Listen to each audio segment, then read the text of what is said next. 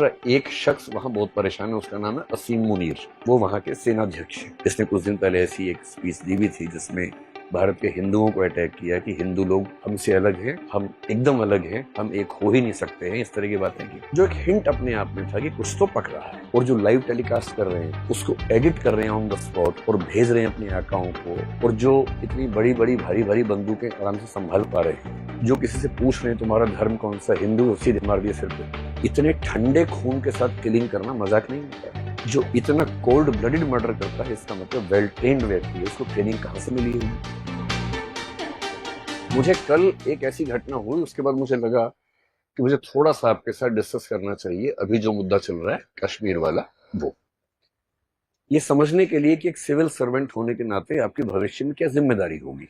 कल को आप एक जिला संभालेंगे, राज्य संभालेंगे, देश संभालेंगे, और देश संभालते हुए आपके हाथ से छोटी सी गलती हो गई तो बहुत भारी पड़ेगा पूरे देश को। इसलिए हमारा होश दुरुस्त रहे, जोश कंट्रोल में रहे, दिमाग ठीक से काम करता हो, ये बहुत जरूरी है। जब भी ऐसा हो तो पहले सोच के देखिए कि कौन है जिसने ये किया होगा।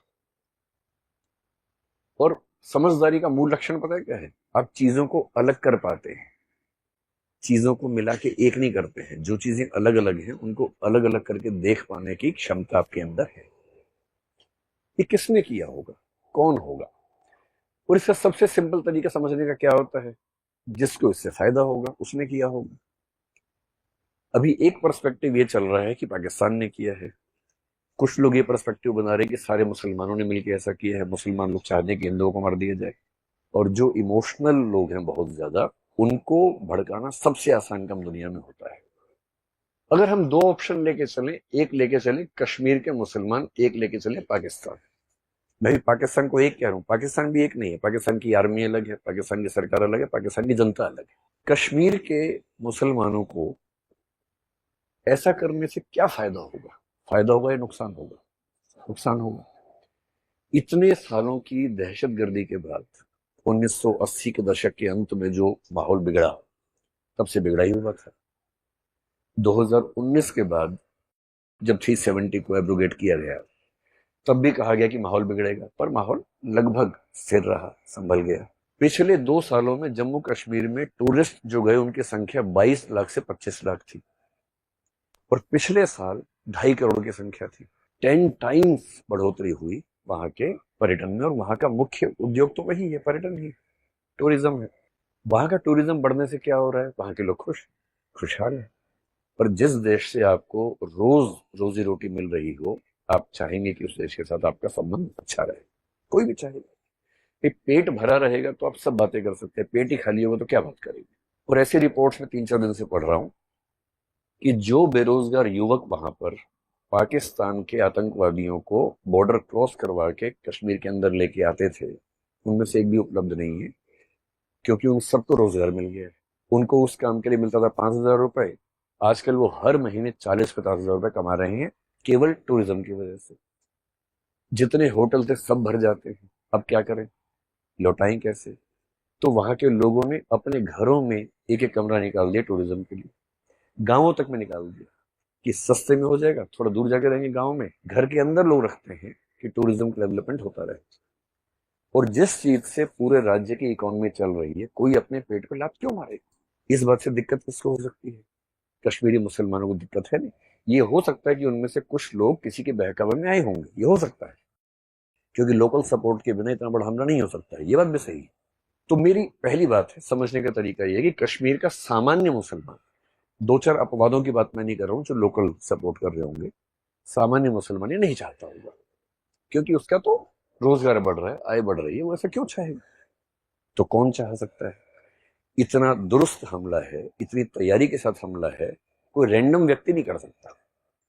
कोई व्यक्ति रैंडमली जाए मार दे? भाई जिनके सिर पे कैमरे लगे हुए हैं और जो लाइव टेलीकास्ट कर रहे हैं, उसको एडिट कर रहे हैं ऑन द स्पॉट और भेज रहे हैं अपने आकाओं को, और जो इतनी बड़ी बड़ी भारी भारी बंदूकें आराम से संभाल पा रहे हैं, जो किसी से पूछ रहे हैं तुम्हारा धर्म कौन सा, हिंदू, सीधे मार दिए सिर पे। इतने ठंडे खून के साथ किलिंग करना मजाक नहीं होता है। कभी आप आईपीएस बनेंगे, पहली बार किसी को मारना पड़ गया ना, कई दिन नींद नहीं आती उसके बाद। जो इतना कोल्ड ब्लडेड मर्डर करता है, इसका मतलब वेल ट्रेन्ड व्यक्ति है, उसको ट्रेनिंग कहां से मिली होगी? तो ट्रेनिंग कौन देगा? सीधी सी बात है, पाकिस्तान से मिली होगी। अब तो ये मान के चलेंगे। पाकिस्तान को क्या दिक्कत है? पाकिस्तान की जनता को मेरे ख्याल से कोई दिक्कत नहीं है। जनता में कुछ मूर्ख हर देश में होते हैं, हमारे देश में भी, उनके देश में भी हैं, जो बिना बात के बिलबिलाते रहते हैं, भारत को बर्बाद कर दो, यहां भी पाकिस्तान बर्बाद कर दो, पाकिस्तान को खत्म कर दो। अरे खत्म करके वो लोग कहाँ जाएंगे? कहीं तो रहेंगे ना भाई। यहां आ गए तो और तबाह हो जाओगे आप। अच्छा है वहां पर है। क्या पाकिस्तान की सरकार को दिक्कत है? हो सकती है, लेकिन मेरे ख्याल से फिलहाल जिसको दिक्कत है वो वहां की आर्मी है। और आर्मी को क्यों दिक्कत है? सिंपल है, समझिए क्यों दिक्कत है। आप तो आईआर भी पढ़ेंगे, सिक्योरिटी पढ़ेंगे, ये सब आपके पाठ्यक्रम की चीजें हैं। क्यों दिक्कत है? एक तो पाकिस्तान एक फेल्ड स्टेट की स्थिति में जा चुका है। कटोरा लेके दुनिया भर में भीख मांगता है, पैसे नहीं है। जहां आटा 600 रुपए किलो हो चुका हो और हालत खराब होती जा रही हो, आम पाकिस्तानी के पास खाने पीने के पैसे नहीं। और जब खाने पीने के पैसे ना हो तो उस देश में गृह युद्ध भड़कना बहुत आसान होता है। सिविल वॉर न भड़के तो लोगों को इमोशनली फूल बनाना बहुत जरूरी होता है। तो जब जब किसी देश में जनता परेशान होती है, शासकों की कोशिश होती है कि किसी मामले में उलझा दो। और जब भी युद्ध का मौसम बने, हो सकता है कि किसी देश में इलेक्शन होने वाले। एक शायर ने बड़ी खूब पंक्ति कही है, सुनिए आपने पंक्ति वो वाली। तो उन्होंने कहा, सरहदों पर तनाव है, पता करो क्या देश में चुनाव है। क्योंकि लोगों को इमोशनल बना देंगे, चुनाव होगा, उसका फायदा मिल जाएगा। इस समय पाकिस्तान की सरकार क्राइसिस में है, तो पाकिस्तान की सरकार को चुनाव हो या ना हो, जनता का ध्यान भटकाने की जरूरत है, इसलिए वैसा कर सकते हैं। फिर कुछ दिन पहले वहां पर एक घटना हुई बलूचिस्तान को लेकर। पाकिस्तान पेट से है, बलूचिस्तान कभी भी हो सकता है। अब उनको लग रहा है कि सोचो, किसी देश के अंदर ट्रेन हाईजैक हो गई, पूरी दुनिया भर में थू थू हो रही है कि आपसे अपने देश में ट्रेन नहीं संभल रही है।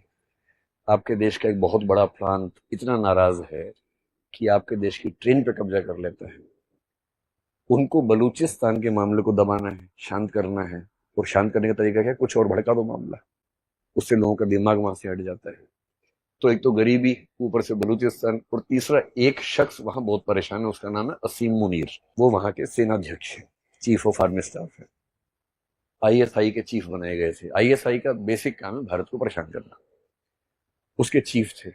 फिर इन्होंने कुछ ऐसी बड़ी मिस्टेक कर दी कि उसके बाद इनको पनिशमेंट पोस्टिंग देके बहुत खराब पोस्टिंग में भेज दिया गया। अब जैसे इमरान खान की सत्ता पलटी, नवाज शरीफ के भाई है, तो नवाज शरीफ के निर्देश पे कहते हैं कि उनको पाकिस्तान का सेनाध्यक्ष रिटायरमेंट से 2 दिन पहले बनाया गया, एक्सटेंशन देके। और इसलिए बनाया गया कि इमरान खान के दुश्मन नंबर 1 है इस समय। इमरान खान और उनके समर्थक इस समय पाकिस्तान की नाक में दम किए हुए लगातार, बात बात पे राजधानी घेर लेते हैं और ऐसा लगता है कि राजधानी कब्जे में है इमरान खान के लोगों के। तो इमरान खान फैक्टर को दबाने के लिए सेना का प्रमुख ये व्यक्ति बना है। और इसके मन में एक परेशानी हमेशा से भारत को लेके, इसने कुछ दिन पहले ऐसी एक स्पीच दी भी थी जिसमें भारत के हिंदुओं को अटैक किया कि हिंदू लोग हमसे अलग हैं, हम एकदम अलग हैं, हम एक हो ही नहीं सकते हैं, इस तरह की बातें की। जो एक हिंट अपने आप में था कि कुछ तो पक रहा है। और इनको यह समझ में आ रहा है कि अगर युद्ध होते रहेंगे तो आर्मी का महत्व रहेगा, युद्ध नहीं होंगे तो आर्मी का महत्व खत्म हो जाएगा। अब ऐसे मामले में सॉल्यूशन क्या है? अगर कोई आपसे पूछे कि ऐसी स्थिति में अगर आप होते समाधान करने वाले, सॉल्यूशन करने वाले, तो आप क्या करते? अगर हमने कश्मीर का बायकॉट कर दिया, टूरिज्म खत्म कर दिया, तो जीत हमारी हुई या उनकी हुई? तो उनकी जीत हो गई। इसे सही समाधान क्या है? कश्मीर में जहां जहां टूरिज्म होता है वहां वहां सिक्योरिटी इतनी कायदे से बढ़ाई जाए और टूरिज्म 2.5 करोड़ की जगह बढ़ के 3-4 करोड़ हो जाए, ताकि कश्मीर के जो थोड़े बहुत बच्चे अभी भी दुविधा में हैं, उनकी दुविधा भी स्थायी रूप से खत्म हो। इसलिए कश्मीर का टूरिज्म खत्म करने का मतलब है कि आप उनके शिकार हो गए, आप उनके झांसे में आ गए, आपने वो काम कर दिया जो वो चाह रहे थे। ये नहीं करना है। वो दूसरा क्या चाह रहे हैं कि भारत के मुसलमानों को इनसिक्योरिटी हो जाए, उनको लगे हिंदू ऐसे हैं, हिंदुओं को इनसिक्योरिटी मुसलमानों से हो जाए। जिस मामले में हमारे देश ने एकदम ठीक स्टेप लिया, पिछले 3-4 दिन में एक भी ऐसी घटना नहीं हुई जो चिंता वाली हो, क्योंकि भारत के हिंदू इस बात को समझ रहे हैं कि दुश्मनी अपने परिवार के लोगों से नहीं है, दुश्मनी बाहर के लोगों से है। जब तक युद्ध टल सकता है युद्ध को टालना चाहिए, जब टलना संभव ना हो तो करना चाहिए। साहिर साहब ने एक बड़ी अच्छी नज्म लिखी थी जिसमें उन्होंने कहा, जंग तो खुद एक मसला है, जंग क्या मसलों का हल देगी। आज खून और लाशें देगी, कल भूख और एहतियाज देगी। इसलिए ए शरीफ लोगों, जंग टलती रहे तो बेहतर है, हमारे और आपके घरों में शम्मा जलती रहे तो बेहतर है। ये होना चाहिए दिमाग का स्टैंड। लेकिन आत्मसम्मान, आत्मरक्षा बहुत जरूरी मसले हैं, और जब ऐसी नौबत आ जाए कि अब कोई रास्ता नहीं बचा है तब युद्ध करना जरूरी होता है। लेकिन ये क्लियर होना चाहिए कि ऐसी नौबत आ गई है। द्वंद्व कहां तक पाला जाए, युद्ध कहां तक टाला जाए, तू भी है राणा का वंशज, फेंक जहां तक भाला जाए। दोनों ओर लिखा हो भारत, सिक्का वही उछाला जाए। इस बिगड़ैल पड़ोसी को अब फिर शीशे में ढाला जाए। तो बिगड़ैल पड़ोसी को ढालना पड़े, ढाल देना चाहिए, लेकिन मिसप्लेस्ड एरोगेंस से बचना है।